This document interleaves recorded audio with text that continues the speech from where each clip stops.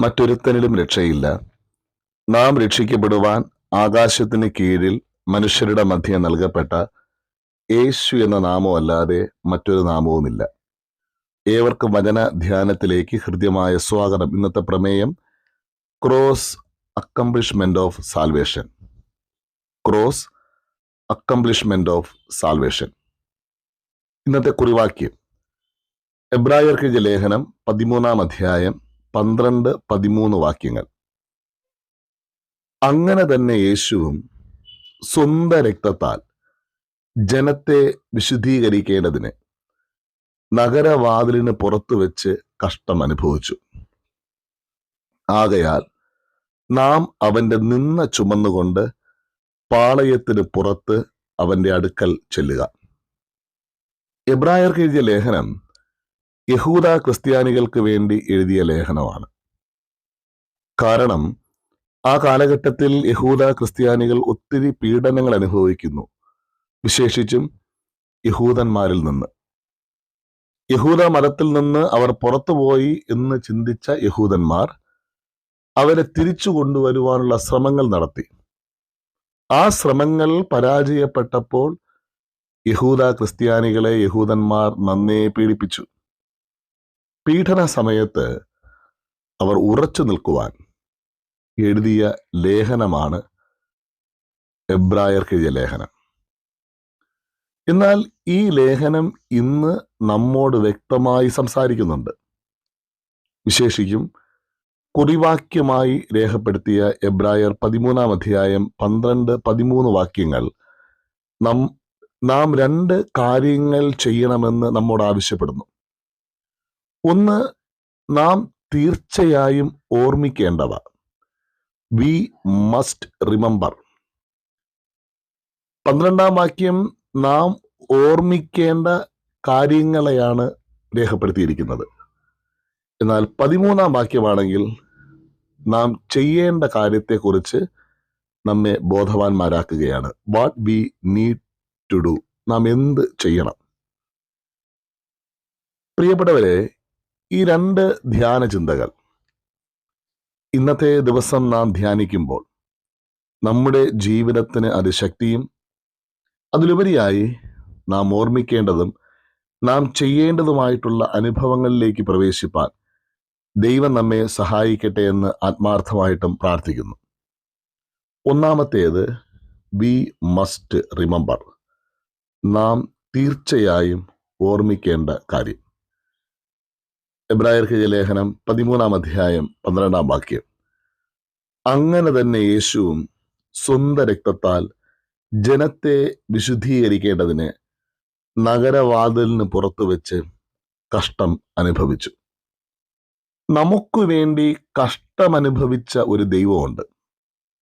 നമുക്ക് വേണ്ടി നഗരവാതിൽക്കലിന് പുറത്തു വെച്ച് നിന്ന സ്വീകരിച്ച ഒരു ദൈവമുണ്ട്. ഇത് പഴയ നിയമത്തിന്റെ ഒരു പൂർത്തീകരണമായി ഈ വാക്യം നമുക്ക് മനസ്സിലാക്കാം.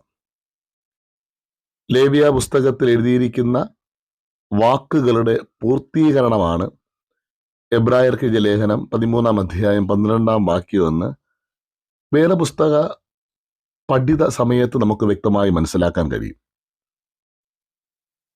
വിശേഷിച്ചും യേശുവിൽ നിവൃത്തിയായ ചില കാര്യങ്ങളാണിത്. ക്രൂശീകരണ സമയം നാം ഒന്ന് പൂർണ്ണമായി പരിശോധിച്ചു നോക്കിയാൽ യേശുവിനെ മാനസികമായും ശാരീരികമായും നന്നേ ക്ഷീണിപ്പിച്ചിരുന്നു. ഞാൻ ഇങ്ങനെ പറയാൻ ആഗ്രഹിക്കുകയാണ്, ശാരീരികമായും മാനസികമായും യേശുവിനെ അപമാനിച്ചായിരുന്നു യേശുവിനെ ക്രൂശിൽ കയറ്റുന്നത്. ഒന്ന്, ഫിസിക്കലി, ശാരീരികമായി. യോഹന്നാൻ സുവിശേഷം 19-ാം അധ്യായം 23 മുതൽ വായിക്കുമ്പോൾ പടയാളികൾ യേശുവിനെ ക്രൂശിച്ചതിന് ശേഷം അവന്റെ വസ്ത്രമെടുത്ത് ഓരോ പടയാളിക്ക് ഓരോ പങ്കായിട്ട് 4 പങ്കാക്കി. അങ്കിയും എടുത്തു. അങ്കിയോ തുന്നലില്ലാത്ത മേൽ തൊട്ട് അടിയോളം മുഴുവനും നെയ്തതായിരുന്നു. യേശുവിന്റെ വസ്ത്രത്തെ പങ്കിട്ടെടുക്കുന്ന പടയാളികൾ. യഹൂദന്മാരെ കുറിച്ച് നാം ഒന്ന് പഠിക്കുമ്പോൾ വസ്ത്രധാരണത്തിന് വളരെ പ്രാധാന്യം നൽകിയിരുന്ന ആൾക്കാരായിരുന്നു യഹൂദന്മാർ. ഒരു യഹൂദൻ നടന്നുപോയാൽ അവൻ ഇട്ടിരിക്കുന്ന വസ്ത്രം കാണുമ്പോൾ തന്നെ അവൻ ആരാണെന്നറിയാം. ചുരുക്കി പറഞ്ഞാൽ വസ്ത്രമാണ് അവരുടെ ഐഡന്റിറ്റി. പുരോഹിതനെ കണ്ടാൽ നമുക്ക് സ്പെഷ്യലായിട്ട് അറിയാം, സാധാരണക്കാരനെ കണ്ടാൽ അറിയാം, ഗുരുവിനെ കണ്ടാൽ അറിയാം. അപ്പോൾ ഒരു മനുഷ്യൻ ഉപയോഗിക്കുന്ന വസ്ത്രം അനുസരിച്ച് ആ മനുഷ്യന്റെ യോഗ്യത എന്താണ്, അവന്റെ നിലവാരം എന്താണ്, അവൻ ആരാണെന്ന് കണ്ടുപിടിക്കാൻ ആ കാലഘട്ടത്തിൽ കഴിയുമായിരുന്നു. അപ്പോൾ യേശുവിന്റെ വസ്ത്രത്തെ പങ്കിട്ടെടുത്തെന്ന് പറഞ്ഞാൽ യേശുവിനെ തീർത്തും അപമാനിച്ചു എന്നുള്ളതാണ് അതിന്റെ അർത്ഥം. യേശുവിന്റെ ഐഡന്റിറ്റിയെ കീറിക്കളഞ്ഞു. യേശുവിന്റെ ഐഡന്റിറ്റിയെ ചീട്ടിട്ട് അവരെടുത്തു. ഈ ഒരു അർത്ഥത്തിൽ വേണം എന്നെ കേൾക്കുന്ന പ്രിയപ്പെട്ടവരെ ഈ ഒരു ഭാഗം ഞാൻ നിങ്ങൾ മനസ്സിലാക്കാൻ. അങ്ങനെയെങ്കിൽ ശാരീരികമായുള്ള അല്ലെങ്കിൽ ബാഹ്യമായുള്ള ഒരു അപമാനമായിരുന്നു ഈ അപമാനം. യോഹന്നാൻ സുവിശേഷം 19-ാം അധ്യായം 28 മുതൽ 31 വരെ വായിക്കുമ്പോൾ ശാരീരികമായി പോലും യേശുവിനെ വല്ലാണ്ട് അവർ പീഡിപ്പിക്കുന്നു. ദാഹജലത്തിനു വേണ്ടി കേഴുന്നു എന്ന് പറഞ്ഞാൽ അതിന്റെ അർത്ഥം എന്താ? അത്രയ്ക്ക് യേശുവിന്റെ ജീവിതത്തെ അവർ അപമാനിച്ചു എന്നുള്ളത് തന്നെയാണ്. അങ്ങനെയെങ്കിൽ ഫിസിക്കലി മാത്രമല്ല, മെന്റലി യോഹന്നാൻ സുവിശേഷം 19-ാം അധ്യായം 25 മുതൽ 27 വരെ വായിക്കുമ്പോൾ ക്രൂശിനരികെ അവന്റെ അമ്മയും അമ്മയുടെ സഹോദരിയും ക്ലെയോഭാവിന്റെ ഭാര്യ മറിയവും മഗ്ദലനക്കാരത്തി മറിയവും നിന്നിരുന്നു. പ്രിയപ്പെട്ടവരെ, ജീവിതത്തിൽ ഒരു പ്രതിസന്ധി വരുമ്പോൾ യേശുവിനോടൊപ്പം നടക്കാൻ ധാരാളം പേരുണ്ടായിരുന്നു. യേശു സ്നേഹിച്ച ശിഷ്യന്മാരുണ്ടായിരുന്നു. യേശു തെരഞ്ഞെടുത്ത ശിഷ്യന്മാരുണ്ടായിരുന്നു. എന്നാൽ ഈ സ്ത്രീകളും യോഹന്നാനും ഒഴിച്ച് ഒരൊറ്റ മനുഷ്യന് പോലും യേശുവിന്റെ സാന്നിധ്യം അല്ലെങ്കിൽ യേശുവിന്റെ അടുത്ത് ആ പ്രതിസന്ധി സമയത്ത് നിൽക്കാൻ കഴിഞ്ഞില്ല എന്ന് പറഞ്ഞാൽ അതിന്റെ അർത്ഥം എന്താ? യേശു മാനസികമായി നടന്നുപോയി എന്നുള്ളതാണ്. അങ്ങനെയെങ്കിൽ യേശു അനുഭവിച്ച അപമാനത്തെ ഓർക്കുവാൻ നമ്മുടെ ജീവിതങ്ങൾ നാം ഓരോ നിമിഷവും ശ്രദ്ധിക്കണമെന്ന് പ്രാർത്ഥനയോടെ ഞാൻ പറയട്ടെ. ചരിത്രം എന്ന് പറഞ്ഞാൽ എന്താണ്? കഴിഞ്ഞ കാലങ്ങളാണ്. എന്തിനാണ് ഒരു മനുഷ്യൻ ചരിത്രം പഠിക്കുന്നത്? വന്ന വഴികളെ പഠിക്കാൻ, വന്ന വഴികളെ മനസ്സിലാക്കാൻ കഴിയാതെ നമുക്ക് മുന്നോട്ട് പോകാൻ കഴിയത്തില്ല. ഈ ദുഃഖ വെള്ളിയാഴ്ച, ഗുഡ് ഫ്രൈഡേ, നാം ഓർക്കേണ്ട ഒരു കാര്യമുണ്ട്. എനിക്ക് വേണ്ടി ശാരീരികമായും മാനസികമായും അപമാനമേറ്റ ഒരു ദൈവമുണ്ട്. ഇതാണ് ഇന്നത്തെ ഒന്നാമത്തെ ധ്യാന ചിന്ത. എനിക്ക് വേണ്ടി ശാരീരികമായും മാനസികമായും അപമാനമേറ്റ് മുറിവുകളേറ്റ് ക്രൂശിതനായ ഒരു ദൈവമുണ്ട്. ഇത് ഓർക്കാനാണ് പ്രിയപ്പെട്ടവരെ ഇന്ന് പല സഭകളും ഈ ദുഃഖ വെള്ളിയാഴ്ച രാവിലെ മുതൽ വൈകുന്നേരം വരെ ആരാധനകളൊക്കെ ക്രമീകരിച്ച് ദൈവാലയത്തിലായിരിക്കുന്നത്, നമ്മൾ ഒരുമിച്ച് കൂടിയിരിക്കുന്നത്. നമുക്ക് വേണ്ടി മരിച്ചൊരു ദൈവം, അതിലുപരിയായി നമുക്ക് വേണ്ടി അപമാനമേറ്റൊരു ദൈവം. ആ ദൈവത്തെ വ്യക്തമായി ഓർക്കാൻ ഇന്നത്തെ ധ്യാനങ്ങളിലൂടെയും പ്രാർത്ഥനകളിലൂടെയും കഴിയട്ടെ. ഓർത്താൽ മാത്രം പോരാ എന്ന് ഈ വാക്യം നമ്മെ വീണ്ടും ശാഠ്യപ്പെടുത്തുന്നു. രണ്ടാമത്തേത്, what we need to do. നാം എന്താണ് ചെയ്യേണ്ടത്? അങ്ങനെ യേശുവും സ്വന്തം രക്തത്താൽ ജനത്തെ വിശുദ്ധീകരിക്കേണ്ടതിന് നഗരവാതിലിന് പുറത്തു വെച്ച് കഷ്ടമനുഭവിച്ചു. പ്രവചനത്തിന്റെ പൂർത്തീകരണമായി എന്റെ രക്ഷയ്ക്കായി എന്റെ ദൈവം നഗരവാതിലിന് പുറത്തു വെച്ച് കഷ്ടമനുഭവിച്ചു. അതിന് ഞാൻ എന്ത് ചെയ്യണം? 13-ാം വാക്യം നാം എന്ത് ചെയ്യണമെന്ന് വളരെ വ്യക്തമായി നമ്മെ പഠിപ്പിക്കുന്നു. ആകയാൽ നാം അവന്റെ നിന്ന ചുമന്നുകൊണ്ട് പാളയത്തിന് പുറത്ത് അവന്റെ അടുക്കൽ ചെല്ലുക. ഒരു വലിയ ഉത്തരവാദിത്വം ഈ ദിവസം ദൈവം നമ്മെ ഏൽപ്പിക്കുകയാണ്.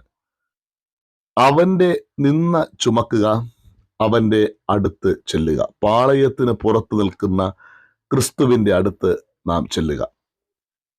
ഇന്നത്തെ പഴയ നിയമ വേദഭാഗം പുറപ്പാട് പുസ്തകം 14 അധ്യായം അതിന്റെ 15 മുതൽ 22 വരെ വായിക്കുമ്പോൾ മോശയുടെ ശക്തമായ ഒരു ജീവിത അനുഭവത്തെ അവിടെ രേഖപ്പെടുത്തിയിട്ടുണ്ട്. ഇസ്രായേൽ ജനം മിസ്രയീം നാട്ടിൽ അടിമത്തത്തിലായിരിക്കുമ്പോൾ ദൈവം അവരെ രക്ഷിക്കുവാൻ തിരഞ്ഞെടുത്ത ഒരു പ്രവാചകനാണ് മോശ. മോശയ്ക്ക് വേണ്ടിയല്ല ജീവിക്കുന്നത്. മോശ ഈ 6 ലക്ഷം പേർ വരുന്ന ജനത്തിന് വേണ്ടി സംസാരിക്കുന്നു, പ്രവർത്തിക്കുന്നു, സമയം കണ്ടെത്തുന്നു. ഇപ്പോൾ അവർ വലിയൊരു പ്രതിസന്ധിയിലാണ്.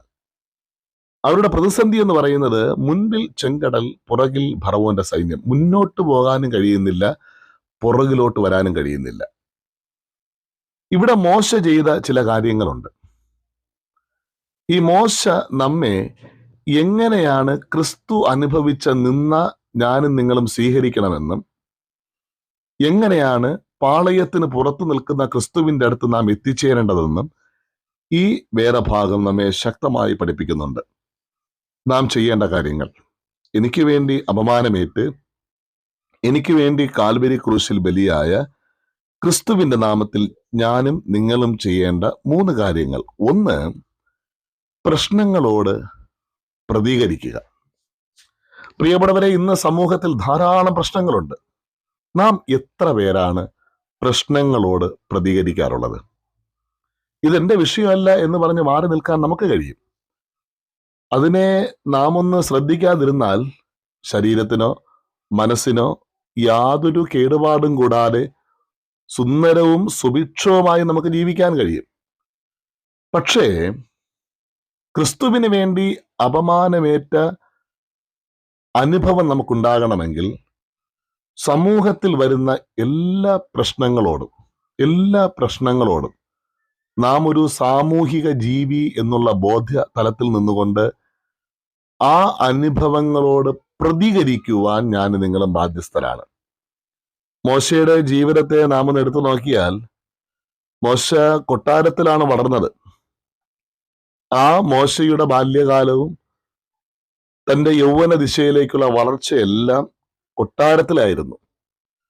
കൊട്ടാരത്തിലെ വാസം ഞാൻ പറയണ്ടല്ലോ, സുന്ദരവും സുഭിക്ഷവുമായൊരു വാസം. അതിൽ നിന്ന് മോശ താഴേക്കിറങ്ങി വരാൻ ഒരു അവസരമുണ്ടായത് പിറുപിറുപ്പ് കൂടാതെ മോശ അത് ഏറ്റെടുത്തു. ഇന്ന് പലരും സുഭിക്ഷതയുടെ നടുവിലിരിക്കാൻ ആഗ്രഹിക്കുകയാണ്. കുരിശ് നമുക്ക് തരുന്ന ഒന്നാമത്തെ ഉത്തരവാദിത്ത ബോധം ഇതാണ്: പ്രശ്നങ്ങളോട് പ്രതികരിക്കുവാൻ നീയും ഞാനും സന്നദ്ധനാണ്. ഒഴിവ് കഴിവുകൾ പറയാൻ നമുക്ക് എളുപ്പമാണ് പ്രിയപ്പെട്ടവർ. എനിക്കില്ല, എനിക്കറിയത്തില്ല, എന്റെ വിഷയമല്ല. ഇതെല്ലാം മോശയ്ക്കും പറയാമായിരുന്നു. ഞാൻ ജീവിക്കുന്ന സാഹചര്യത്തിൽ എന്റെ നന്മയ്ക്ക് വേണ്ടി ഞാൻ ജീവിക്കും എന്നൊരു തീരുമാനമെടുക്കാൻ മോശയ്ക്കും കഴിയുമായിരുന്നു. പക്ഷേ മോശ അപമാനം ഏൽക്കാൻ തയ്യാറായി. പ്രശ്നങ്ങളോട് പ്രതികരിക്കാനുള്ള ഒരു മനസ്സ് മോശ കാണിക്കുന്നു. അങ്ങനെയെങ്കിൽ ഇന്നത്തെ ധ്യാന ചിന്ത നമ്മെ ശക്തീകരിക്കട്ടെ. എല്ലാ പ്രശ്നങ്ങളോടും നമുക്ക് നമ്മുടെ അഭിപ്രായങ്ങൾ പറയാം, നമുക്ക് ചെയ്യേണ്ടത് നമുക്ക് ചെയ്യാം. 2, പ്രതികരിക്കുക മാത്രമല്ല, പ്രതിസന്ധികൾ വരുമ്പോൾ അതിനെ അതിജീവിക്കുക എന്നുള്ളതാണ്. പ്രതിസന്ധികളെ അതിജീവിക്കുക. 1, പ്രശ്നങ്ങളോട് പ്രതികരിക്കുക. 2, പ്രതിസന്ധികളെ അതിജീവിക്കുക. മോശ പ്രതിസന്ധികളെ അതിജീവിച്ചു. മോശ ഇങ്ങനെ ഇസ്രായേൽ ജനത്തെ കനാൻ നാട്ടിൽ, മിസ്രയീം നാട്ടിൽ നിന്ന് കനാൻ നാട്ടിലോട്ട് വഴി നടത്തുമ്പോൾ ഒത്തിരി പ്രതിസന്ധികൾ വന്നു. മോശയെ സംബന്ധിച്ച് മാനസികമായി മോശ അനുഭവിക്കുന്ന ഒരു വ്യഥയുണ്ട്. എന്നാൽ ജനത്തെ സംബന്ധിച്ച് ജനം പലപ്പോഴും മോശയോട് പെരുമാറുന്നത് ഒരു ശത്രുവിനെ പോലെയാണ്. നിസ്സാര കാര്യത്തിന് വേണ്ടി സംഖ്യാപുസ്തകം 20-ാം അധ്യായം 2 മുതൽ 5 വരെ വായിക്കുമ്പോൾ ഞങ്ങൾക്ക് വെള്ളമില്ല, ആഹാരമില്ല, ദാഹജലമില്ല, ആഹാരമില്ല. അവരുടെ പ്രധാനപ്പെട്ട വിഷയമാണ്. അടിമത്വത്തിൽ നിന്ന് അവരെ ഒരു പുതിയ അനുഭവത്തിലേക്ക് നടത്തുവാൻ ദൈവം മോശയെ തിരഞ്ഞെടുത്തിരിക്കുമ്പോൾ മോശയോട് ജനം പ്രതികരിക്കുന്നത് ഇങ്ങനെയാണ്: ഞങ്ങൾക്ക് വെള്ളം വേണം, നല്ല മെച്ചമായ ആഹാരം വേണം. അപ്പോൾ ഈ പ്രതിസന്ധി ഒരു വല്ലാണ്ട് പ്രതിസന്ധിയാ. വേണമെങ്കിൽ ആ നിമിഷം ഇതിനെ ഇട്ടെറിഞ്ഞിട്ട് മോശയ്ക്ക് പോകാം. പുറപ്പാട് പുസ്തകം 16-ാം അധ്യായം 8-ാം വാക്യത്തിൽ ദൈവത്തോട് പിറുപിറുക്കുന്ന, ക്വസ്റ്റ്യൻ ചെയ്യുന്ന ജനത്തെ കാണാം. അവർ ചോദ്യങ്ങൾ ചോദിക്കുക, ദൈവത്തോട് പോലും പിറുപിറുപ്പ് കാണിക്കുക. എന്നെ കേൾക്കുന്ന പ്രിയപ്പെട്ടവരെ, ഈ അനുഭവങ്ങളൊക്കെ മോശ നേരിടുക. മോശ ഇതൊക്കെ നേരിടുമ്പോൾ എങ്ങനെയാണ് മോശ ഈ അനുഭവങ്ങളിൽ, ഈ പ്രതിസന്ധികളിലൊക്കെ പിടിച്ചു നിന്നെന്ന് ചോദിച്ചാൽ ഒറ്റ വാക്കിൽ പറയാൻ കഴിയും: ട്രസ്റ്റ് ഇൻ ഗോഡ്. ദൈവവും അവനുമായുള്ള ഒരു വലിയ അഭിമുഖത്തിന്റെ ശക്തിയായിരുന്നു അവന്റെ പിടിച്ചു നിൽപ്പ്. അവിടെയാണ് 13-ാം വാക്യം പൂർണ്ണമാകുന്നത്. എബ്രായർക്ക് ലേഖനം 13-ാം അധ്യായം 13-ാം വാക്യം പറയുന്നു: ക്രിസ്തുവിനോടൊപ്പം നിന്ന സഹിച്ചുകൊണ്ട് പാളയത്തിന് പുറത്തു പോയി അവന്റെ സന്നിധിയിൽ ചെല്ലുക എന്ന്. പ്രിയപ്പെട്ടവരെ, പ്രശ്നങ്ങളോട് പ്രതികരിക്കുമ്പോഴും പ്രതിസന്ധികളിൽ ജീവിക്കുമ്പോഴും നമുക്ക് പിടിച്ചു നിൽക്കണമെങ്കിൽ പാളയത്തിന് പുറത്തു നിൽക്കുന്ന കർത്താവിന്റെ അടുക്കൽ ചെല്ലുക എന്നുള്ളതാണ് സത്യം. ദൈവവും മോശയുമായി അതിയായൊരു ബന്ധമുണ്ടായിരുന്നു എന്നുള്ളതാണ് വാസ്തവം. പുറപ്പാട് പുസ്തകം 14-ാം അധ്യായം 13-ാം വാക്യത്തിൽ ദൈവം രക്ഷ ചെയ്യും എന്ന് ജനത്തോട് ശക്തിയായി പറയുകയാണ്. 14-ാം വാക്യം വായിക്കുമ്പോൾ യഹോവ നിങ്ങൾക്ക് വേണ്ടി യുദ്ധം ചെയ്യും, നിങ്ങൾ മിണ്ടാതിരിപ്പിൻ. നിങ്ങൾ നിങ്ങളുടെ ശക്തിയിലല്ല നിൽക്കുന്നത്, എനിക്കൊരു ദൈവമുണ്ട്, ആ ദൈവം അത്ഭുതങ്ങളെ പ്രവർത്തിക്കുമെന്ന് വളരെ ശക്തമായി മോശ പറയുന്നു. പുറപ്പാട് പുസ്തകം 14-ാം അധ്യായം 16-ാം വാക്യത്തിൽ ഒരു വലിയ അത്ഭുതത്തിന്റെ നടുവിലൂടെ അവർ കടന്നു പോകുന്നു. 21-ാം വാക്യത്തിൽ ദൈവമാണ് ഈ അത്ഭുതങ്ങളൊക്കെ ചെയ്തതെന്ന് ബോധ്യപ്പെടുത്തുന്നു. എന്നെ കേൾക്കുന്ന പ്രിയപ്പെട്ടവരെ, വചന ധ്യാനത്തിന് വിരാമം കുറിക്കാൻ വേണ്ടി ഞാൻ ആഗ്രഹിക്കുകയാണ്. രക്ഷയുടെ പൂർത്തീകരണമാണ് കുരിശ്. രക്ഷ പൂർത്തീകരിക്കപ്പെടണമെങ്കിൽ കുരിശ് ജീവിതത്തിന്റെ ഭാഗമാകണം. മാനവരാശിയുടെ രക്ഷയ്ക്ക് വേണ്ടി, അല്ലെങ്കിൽ രക്ഷയുടെ പൂർത്തീകരണത്തിന് വേണ്ടി കർത്താവായ യേശുക്രിസ്തു കുരിശ് ചുമക്കുവാൻ തയ്യാറായെങ്കിൽ, പ്രിയപ്പെട്ടവരെ, അത് ഓർക്കുക മാത്രമല്ല നമ്മുടെ പ്രധാനപ്പെട്ട ദൗത്യം. നാം ചിലത് ചെയ്യേണ്ടതുണ്ടെന്നുള്ള ബോധ്യപ്പെടുത്തലാണ് ഇന്നത്തെ വചനധ്യാനം. പ്രധാനമായിട്ടും 2 കാര്യങ്ങൾ. ഒന്ന്, പ്രശ്നങ്ങളോട് പ്രതികരിക്കുവാനുള്ള ഒരു വലിയ ശക്തി ഈ പകൽക്കാലം നാം ആർജിച്ചെടുക്കണം. പ്രശ്നങ്ങളോട് പ്രതികരിക്കാനുള്ള ശക്തി. 2, പ്രശ്നങ്ങളോട് നാം പ്രതികരിക്കുമ്പോൾ പ്രതിസന്ധികൾ വരും. പ്രതിസന്ധികളെ അതിജീവിക്കാനുള്ള ഒരു കൃപ, ഇത് നേടുവാൻ കുരിശ് നമ്മെ സഹായിക്കുകയാണ്. കുരിശ് ധീരതയുടെ ഒരു പ്രതീകമാണ്. ക്രൂശ് ഹൃദയത്തിൽ സ്വീകരിക്കുന്ന മനുഷ്യൻ, ക്രൂശ് ജീവിതത്തിന്റെ ഭാഗമാക്കുന്ന മനുഷ്യൻ, പ്രാർത്ഥനയോടെ പറയാൻ കഴിയും, അപ്പോഴാണ് രക്ഷയുടെ പൂർത്തീകരണം യാഥാർത്ഥ്യമാകുന്നത്.